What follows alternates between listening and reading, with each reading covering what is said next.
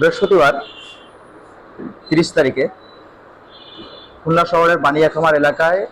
একটি বাসা ভাড়া নেওয়ার সূত্র ধরে সংঘবদ্ধ অপরাধী চক্র তারা সেই বাসায় যায়। যাওয়ার পর বাসার মালিকের স্ত্রী তাকে জিজ্ঞাসাবাদ করে। তারা যে বাসাটা ভাড়া দেওয়া হবে সেই বাসা দেখতে নিচে নামে এবং বাসা দেখার পর তারা বাড়ির মালিকের স্ত্রীকে পানি খাওয়ার জন্য বলে যে আমরা একটু পানি খেতে চাই। তখন বাড়ির মালিকের স্ত্রী তিনি এই সংঘবদ্ধ অপরাধী চক্র, যাদের মধ্যে একজন পুরুষ এবং দুইজন মহিলা ছিলেন এবং তারা বোরকা পরিহিত ছিল, পুরুষটির মুখে মাস্ক ছিল, এবং তারা পানি যখন খেতে চায় তখন বাড়ির মালিকের স্ত্রী তাদেরকে 3 তলায় তার ফ্ল্যাটে নিয়ে যায়। ফ্ল্যাটে প্রবেশের পর অপরাধী চক্র বাড়ির মালিকের স্ত্রীকে জিজ্ঞেস করে বাসার ভিতরে আর কেউ আছে কিনা এবং কাজের কোনো মহিলা আছে কিনা, এবং বাড়ির মালিকের স্ত্রী যখন বলে যে না, বাসার ভিতরে আমি একাই আছি, একা জানার সঙ্গে সঙ্গেই তারা তাকে তার হাত বেঁধে ফেলে, মুখে ওড়না গুজিয়ে দেয় যাতে সে চিৎকার করতে না পারে, এবং ছেলেটির কাছে থাকা খেলনা পিস্তল দেখিয়ে গুলি করার ভয় দেখিয়ে তাদের বাসায় থাকা ৬২,০০০ টাকা, একজোড়া কানের দুল এবং স্বর্ণের আংটি নিয়ে দ্রুত সেখান থেকে চলে যায়।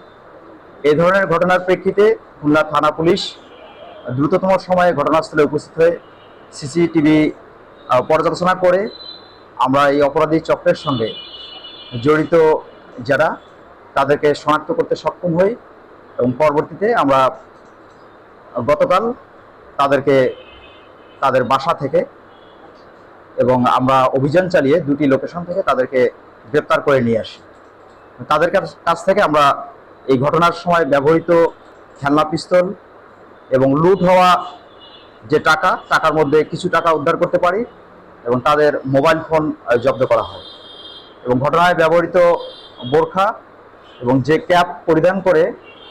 ঘটনাস্থলে সংঘবদ্ধ অপরাধী চক্র গিয়েছিলেন সেই ক্যাপটিও জব্দ করা হয়। আমরা এই ঘটনার সঙ্গে জড়িত আরেকজন যে বর্তমানে পলাতক আছে তাকে গ্রেপ্তার করার জন্য আমাদের অভিযান অব্যাহত রয়েছে,